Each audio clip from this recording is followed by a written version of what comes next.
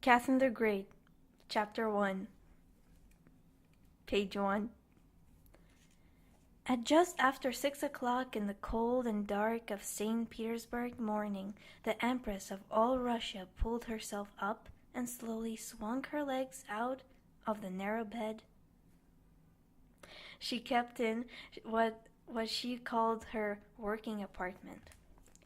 Her old feet shuffled to find warm slippers, and her shaky arms pulled a heavy dressing gown around her shoulders.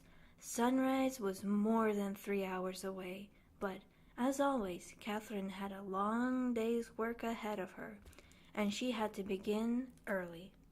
She felt all her 69 years, and sat for a moment or two to pull her long, little, cared-for gray hair into a loose bun with stiff, arthritic fingers. Her lungs struggled to breathe. With a small task, she hugged her arms, crossed her chest, as a cough shook her frame.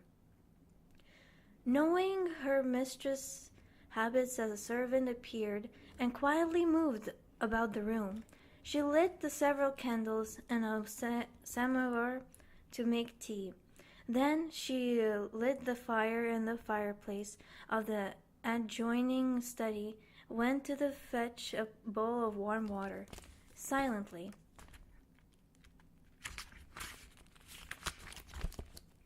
she helped the Empress to wash the dress and then disappeared, as quietly as she had come, leaving her mistress to her work. At last, Catherine moved into the study from her bedroom.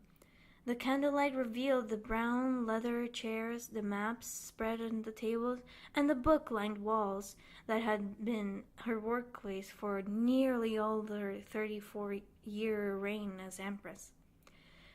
She sat in her bureau for a while, looking over the papers there. She wrote 2 letters to heads of the government departments. Then Catherine's eyes fell on the corner of the letter from her son, Paul. She pulled it from among the pile of the other correspondence on the desk and began to read it. Paul and his wife, Maria, were at Peterhof, a small royal estate outside of St. Petersburg. When she had last seen him, Catherine had been recovering from a small stroke. She recalled his attitude. He had paced the room, his eyes not meeting hers. "Mother," he began, in a speech that had obviously been thoroughly rehearsed, "you must formally appoint a successor. Sign a proper document immediately. You are not well. For the sake of Russia and your people, make sure these affairs are in order." Catherine had eyed her son wearily. His anxious to be rid of her was evident, and in his every word and gesture. She did not trust him enough to tell him that she was still unsure whom she would appoint as her successor. She had said nothing. A moment of decision came to Catherine. She took a new sheet of writing paper, a sheet of that had the crest bearing the scarlet and the golden double-headed eagle of the Romanov family as its head, and began to write, "St. Petersburg.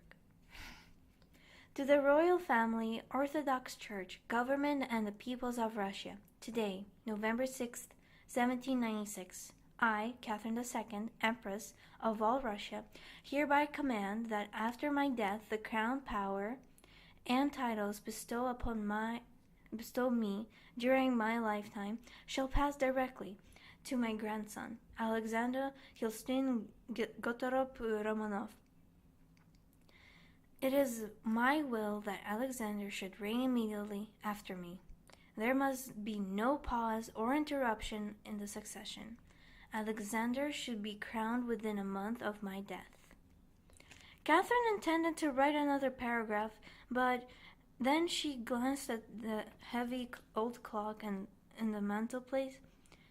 It was nearly 9. She called her serving woman to draw back the heavy curtain. On the east-facing window so she could see the sun rise over her city. Catherine watched the pale, wintry sun clear the horizon, and then stood to make her shaky way to the bathroom. As a servant approached to help her, the Empress fell, clutching at her chest. When the news of his mother's condition reached Paul at Peterhof, he immediately summoned a coach and with his wife, Maria, set off to St. Petersburg. They arrived at the gates of the Winter Palace at just after 8 o'clock in the evening. The Empress lay on a cot in the palace hospital, a pale and silent figure, already somehow diminished by her approaching death. Paul comforted the royal doctors, and prognosis was not good. His mother had not regained consciousness, her breathing was shallow, and her pulse weak. When the doctors had made a cut in her ankle to let some of her blood, it had flowed thickly and slowly as a bad sign. Paul and his wife sat by Catherine's beside through the night, but by the morning it was clear that the old lady's condition had further worsened. When it seemed certain that Paul and that his mother could soon die, he called her secretary and ordered that the keys of her apartment to be delivered to him. Around noon, he entered his mother's study.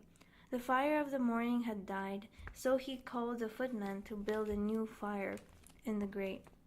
Despite the day being at its full, the heavy window drapes and dark, paneled old walls did not allow enough light to read by Paul ordered the man to light some candles.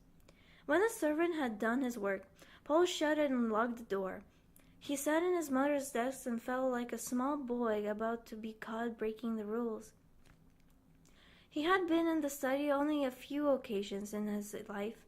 In fact, he could count on his fingers the number of times he and his mother had spent together that were not orchestrated for political or ceremonial reasons. It had not been a close relationship. The elements of mistrust and disagreement had crept in early, and by the time Paul was a young man, had hardened them to mutual dislike. When fire blazed up in the gate, he rose himself from his thoughts. All the drawers in the bureau were locked. He had to search among the keys that his mother's secretary had given him to open the drawers. The drawers were full of correspondence that dated back decades, letters neatly arranged and bundled, each bundle with its year clearly labeled. In the bottom right-hand drawer, Paul found several leather-bound diaries. When he lifted them from the drawer space, he found beneath them more bundles of letters tied with thin black ribbon, each bearing the name of the writer. Paul was astonished at the names. Apparently his mother had correspondence with a wide circle of people, mostly male, mostly well-known, and many of them foreign. He placed the letters for the time being and opened the oldest diary. It was dated 1744, and although Paul recognized the handwriting as his mother's, it was somehow different. The hand that wrote these lines was a young woman's, firm and sure. On the opening page it was written, Sophie Augusta Friedricha, and underneath, in the neat letters, fiction.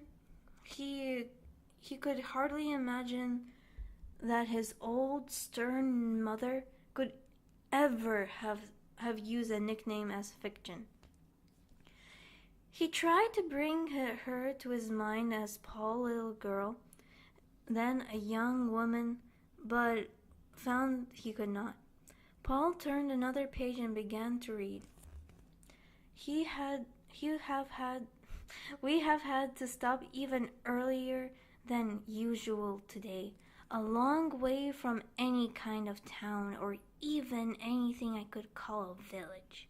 One of the horses broke a leg in a pothole in the road, and had to shoot the poor creature and leave it there, to be taken by the wolves, I have no doubt. I can hear them now, howling and calling not far away. I'm writing this, sitting in an awful place, where we are to spend the night. It's a house, although not like any kind of house I've ever been in. There is almost no furniture of any kind. I'm sitting on what I describe as a bed, but it's really just some hay piled on dirt floor and covered with coarse woolen blankets. Even though I'm wearing my great coat over my usual winter clothing and my gloves all the time, I am so cold that I could not hold the pen properly, and my servant goes violently shivering as she tries to hold the inkwell. We seem to have stayed in the very poorest places ever since we left Skins, but this one is the worst I have seen yet. What little food is provided is bad. There is only a very small fire. Smelly little children bundled in layers and layers of what look like rags play on the dirt floors of the houses along with their chickens and dogs. People have brought their animals into their houses for the winters, even the cows. We are stared at all the time with hungry, hard eyes, faces sunk and hard. I know they all would steal anything from us they could. The stories I heard before I left Germany about thieves and highwaymen out there, where that the law has no force, are on my mind a lot. My mind constantly thinks of awful scenes of abduction and danger. It's impossible to feel secure traveling in a strange, frozen land in a shabby coach that needs a wheel replaced every other day. I would feel safer if Father could have come with us, but we parted from him in Sketsa. One of my greatest fears is that I shall not see him ever again. It's a long way to Russian court in St. Petersburg, and I cannot imagine the journey will often be made no matter what we find when we arrive. It all seems to be happening in such a hurry too. If we had waited for another 6 or 7 weeks, the traveling would have been so much easier. The winter days are very short. No sooner does the gray sky show itself than the night seems to arrive. The winds are icy and very strong. It feels like if our poor coach will be broken apart by beating it is taking. The roads are covered with snow, and our driver can't see the surface as he drives the horses along. That's how the horses came to break his leg. Mother and I have our arms covered with dark bruises because the way the coach rocks violently from side to side and the wheels jolted in and out of the potholes. It is a strange thing to have promised to marry someone I haven't seen since I was a small child. I can hardly remember Karl. Although he is German, my mother's cousin in fact, he lived in Russia nearly all his life. I'll be interested to see if the portraits of him I've seen are accurate. He's 15 now, a year older than me, and he's got a very high title. They call him Grand Duke, and they've given him a new first name, Peter. He'll be the emperor when his aunt, the Empress, dies. I've never met her, the Empress Elizabeth. Mother is very excited when the letters came from the Russian court. We were just sitting in the diner when they arrived. I was excited too. At first, they said that the Empress wants to meet me so that she could make my acquaintance. But then I realized that it just meant that she wants to inspect me to see if I'll be fit as for a wife for Peter. No one else knows how worried I am about this. For one thing, if I marry Karl/Peter, It will be probably mean I'll never see Germany or father again. Mother keeps telling me that I have to understand the importance of the situation. She said that she doubts I'll ever get a better marriage proposal, and so I should concentrate on pleasing the Empress. She doesn't seem to even think that I might not want to marry anyone at all. Anyway, we've been traveling for more than 3 weeks. Now, one of the letters told us that we should travel secretly, without revealing to anyone who we are or why we're going to Russia. At first, this was very exciting. It made me feel special, but now I'm not sure. I would be better if we could tell people we stayed with who we are. I feel that they would regard us with more respect. Mother's spirits are low as well. She says that she can't bear the coach ride, but crossing the rivers is much worse. The waters are clogged with lumps of ice, some of them bigger than the wooden ferry rafts that the men must put in the coach on the course. The coach is much too heavy to load to the ferries. The whole experience is terrifying to Mother, but we must be getting very close to the Russian border now. We are to be met there by one of the Empress Elizabeth's own winter sleighs and her trusted men who know the road. I am sure that both Mother and I will feel safer then. I must stop writing now. She needs my attention. And you know how she is when she is ignored. I, at least, have a diary to write in. But she does not keep a journal and has no one but me to complain to. Paul paused as he was in his reading. He had not known that his mother had kept a diary, much less that her records went back so far. In fact, it occurred to him that he knew almost nothing of Catherine's childhood and her original connections with her father. The fact that she had come to Russia as a request of an paternal aunt, the Empress Elizabeth, was a surprise to him. He pulled a bell rope to summon the footman to make up the fire and looked again at the pile of letters under the diaries. What had happened to Sophie's mother, Joanna? He wondered. She was his grandmother, and yet she too was a mystery to him. The footman knocked on the door and Paul opened it. And while the man arranged some logs on the fire, he drew the large bundle of letters. The package was at the very bottom was the smallest. It dated 1744 and contained only 3 or 4 letters. His mother's handwriting on the label marked the correspondence as coming from Vorontsov, a name that, although it started recognition in Paul's mind, he had to rack his brain to place in context. It came to him after a few seconds. He had seen the name on several old palace documents. Vorontsov had been a servant of Empress Elizabeth. It suddenly dawned on Paul that the letter he was about to read had not been written to his mother at all, but to Elizabeth.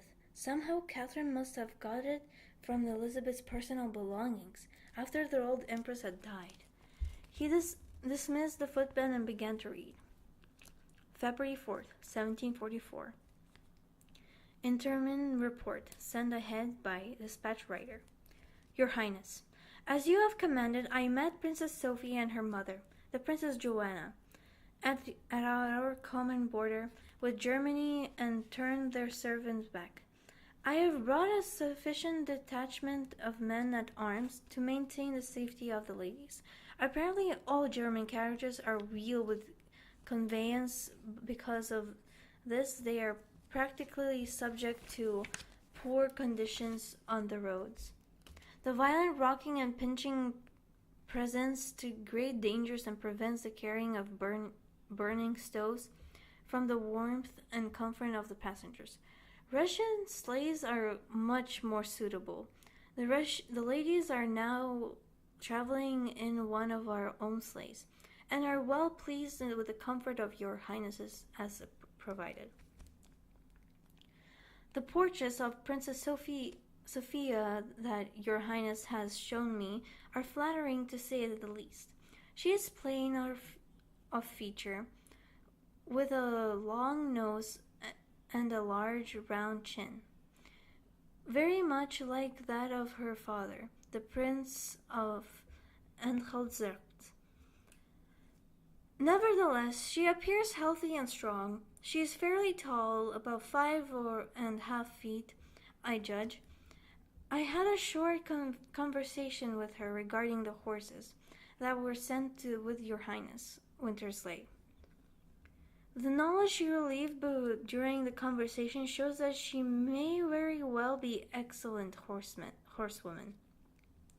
As well as she is thoughtful, intelligent, and uncomplaining. From my observations of her movements, I judge that she has 2 or 3 frostbite toes on her left foot. Her mother, Princess Joanna, has not noticed this, and the young lady has not informed her.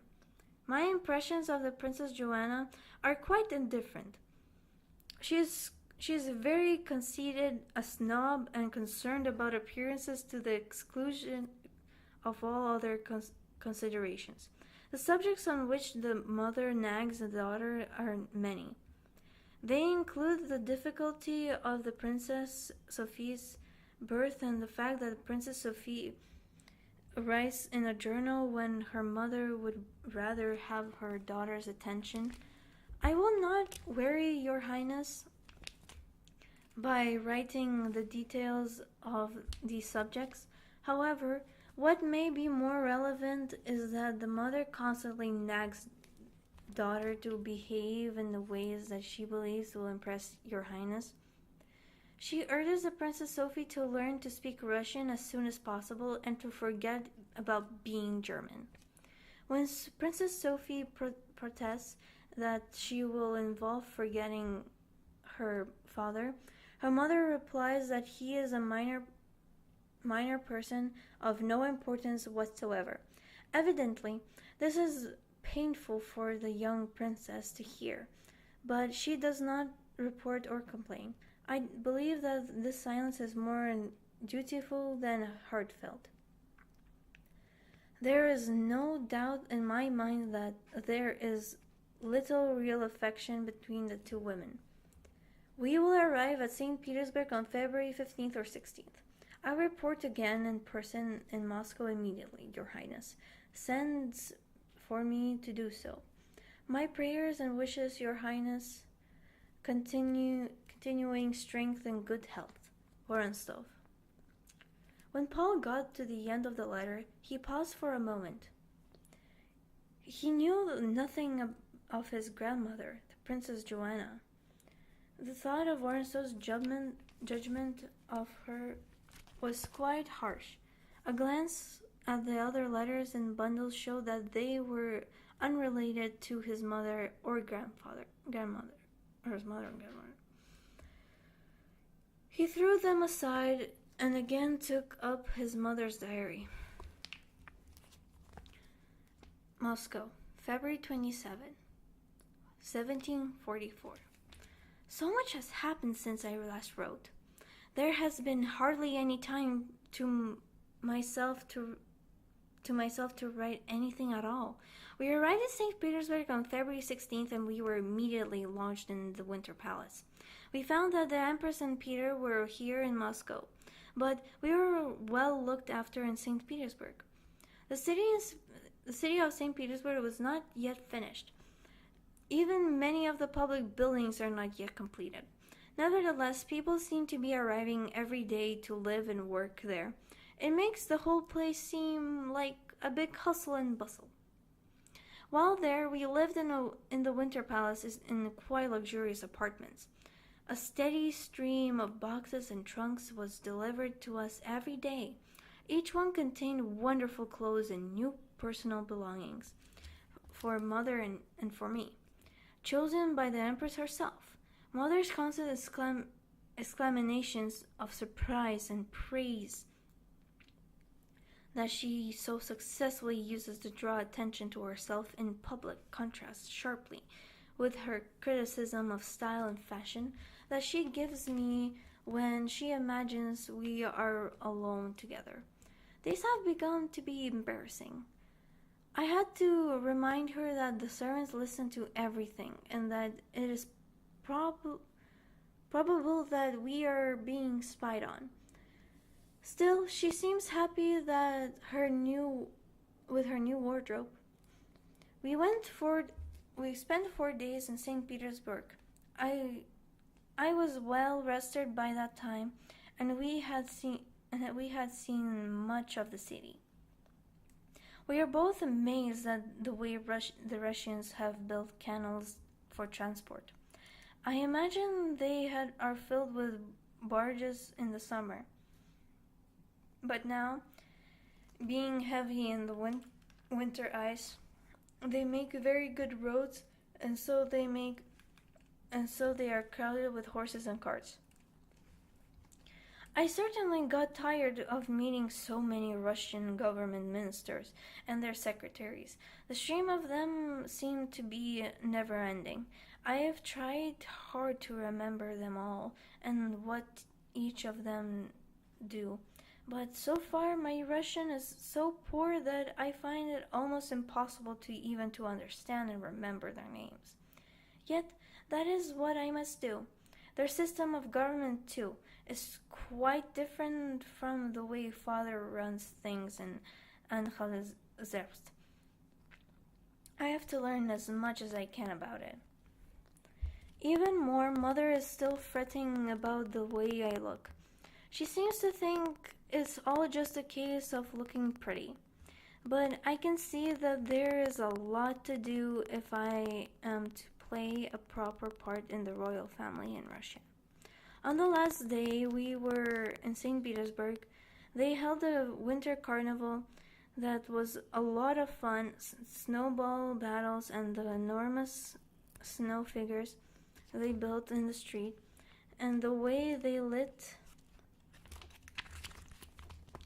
the streets with lots of small fires after the dark, and the hot food vendors everywhere were also colorful and exciting to see. Then there were men who competed to see who could climb slippery poles the quickest. And there were skating competitions on the frozen canals. There were even dancing on ice competition, where the dancers wore the most beautiful costumes. Then we came here, to Moscow. The character of the city is completely different from St. Petersburg. It is larger and much, much older. We arrived in a heated coach, a luxury we really ought to think of having in Anhalt. And the sight of the palace as we approached was breathtaking. We came at night. The roads were lined with thousand bonfires. It was as if we were driving through a avenue of fire. The palace was lit up spectacularly. Every window shone a light to welcome us. We knew that we were to meet the Empress and Peter immediately we arrived. I had to admit some nerves, some fluttering in my stomach. And Mother was absolutely beside herself with anxiety. She kept telling me to stop fidgeting with my dress, but in all honesty, it was she who was fidgeting with hers. Crowds of people had turned up to see us. I've never had such an attention that they cheered and waved as our coach passed. One or two of them even had Anhalt peasants to wave. I found that touching and kind, but Mother told me that I must leave all thoughts of Germany behind, that I must become Russian. It is more difficult for me than she seems to think it should be. Father is in my mind often, and I find myself wondering what he is doing. I have heard no news of him at all since Mother and I have been here. I've sent him a letter and hoped he will reply. My distant cousin Karl, now Grand Duke Peter, met us in the great hallway as he entered the palace doors. I hardly knew what to expect. I had been trying hard to bring his childhood face into my memory, but found it I could not. I can remember only his portrait, which I have seen many times. Although he greeted us in German, for which I was grateful to him, and he was charming and polite, I could not help my sudden feeling of disappointment when I first saw him. He is frail, weak-looking, no taller than I, and when he held my hand to kiss it, I felt like he was holding my hand as if a child would hold an adult, rather than as an act of gallantry. He is excessively pale too, and his very blonde hair and red lips make him look rather like the dolls I used to play with when I was 5 or 6. When one is to marry, one expects at least that they will be to be a man. But Peter is no more than a boy, and an immature one at that. He looked like a little ridiculous in the merely tunic he wore. A soldier's uniform becomes a soldier, but makes a child look like he's playing at being grown up. Unfortunately, I cannot speak of any of this to my mother. She is only anxious that I create what she calls a suitable impression, and not especially on Peter. Apparently, the person I must impress most of is his aunt, the Empress Elizabeth. Peter showed us around the palace, miles and miles of this soft carpet, magnificent crystal chandeliers, gold and silver statues, enormous paintings, endless portraits, landscapes, and ships at sea, and beautiful ornate furniture that looked as if it is 1,000 years old. Just when I thought my feet would drop off because they hurt so much from wearing these heeled Russian shoes, with their silly pointed toes, with which one must squeeze one's feet, we arrived at our own apartment, where Peter and his several dozen attendants left us, and we were able to sit for a while to meet the servants and had been assigned to attend us. Mother begins talking almost immediately, telling me how to behave and what to do and what she thought of the palace. I had to remind her about the need of discretion. Which of our servants are spies, I have no idea as yet, but I feel sure that at least one of them must be. At long last, when I was so tired I could have fallen asleep where I sat, we were summoned to Empress Elizabeth's apartment. I followed the proprieties, curtsied as instructed, did not speak until I was spoken to, asked no questions of my own. There is no doubt that the Empress is a most striking-looking woman.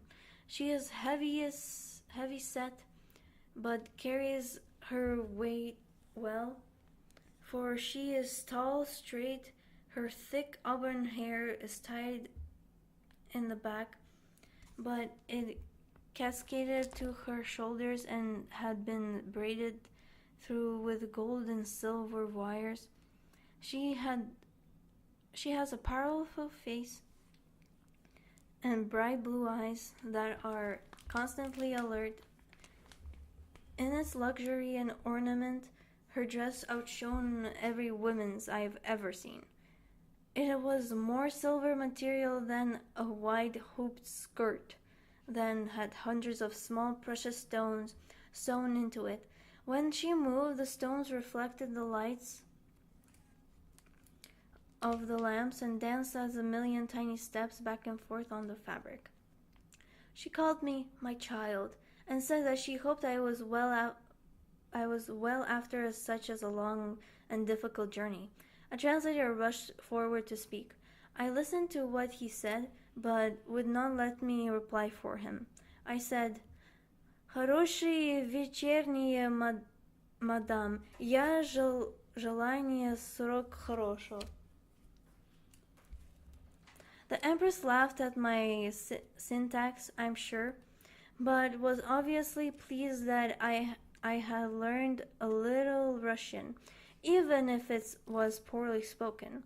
Then the meeting was over, before it was barely begun. She turned back into her apartment, and her servant closed the door in our faces. When we turned to our own apartment, Mother was furious. Not because the shortness of the interview, but because she had been ignored by the Empress. She complained about the great length and the real bitterness, and with no regard for who listened. I had to remind her once again of our position in the palace. Moscow, February 28th, 1744. Today has been no easier than yesterday. It was Peter's 16th birthday, and there were hundreds of people in the palace all day. There seemed to be several different parties going on all at the same time. And this evening there was a ball in the ballroom bigger than our whole palace in Anhalt-Zerbst. After a morning and afternoon of smiling and being nice to hundreds of people, none of whom I recognized, we returned to our apartment to rest for an hour or so before we prepared for the ball. I was so very tired. The middle toe of my left foot, which had caught some frostbite before we left Germany, had developed as a horrible blister that hurt me even when I took my shoes off. We had hardly rested for half an hour before a servant told me that the Empress's chamberlain would come escort me on yet another tour of the palace. Once again, Mother insisted on lecturing me about my appearance. Everything I chose to wear, she said, was unsuitable, and I have to admit that my temper was becoming rather short. We were ready to leave in a quite good time. It was a surprise to find Vorontsov, our guide and help on our journey from the Russian border, was the Empress chamberlain. He smiled, was friendly to us, but I knew that he had been sent to spy on us. I wondered what reports he had already given to the Empress about us. Trust no one in this palace, this is what I've decided, for nothing is what it seems. And then another surprise. Vorontsov had been instructed to take only me. Mother was furious. Her eyes cut me like knives, and she glared at Vorontsov too, but she did not cause a fuss. The tour was a lot more enjoyable than anything I had experienced during my time in Russia. Up until then, expected perhaps the winter carnival in St. Petersburg. I found I was first to meet the servants and the staff of the palace. They were genuinely friendly to me, and for the first time I felt easy in that place. Then we moved slowly through the palace rooms, greeting people. We needed the tour by meeting Peter. On the top of the grand curve of the staircase, we stood together there, Peter and I, with linked arms, waving and calling to the hundreds of people below, who smiled and waved upon us. And although I could not understand any of the things they called out, I know that they approve of me and wish me well. I know that Mother thinks I have betrayed her in some way. She has not spoken as well to me since this afternoon, only in a sharp speech and angry tones. I don't know how this will work out between us. Mother can be quite vengeful when she is crossed. I wish Father were here. He would know what to do. End of chapter 1. Okay, I'm done.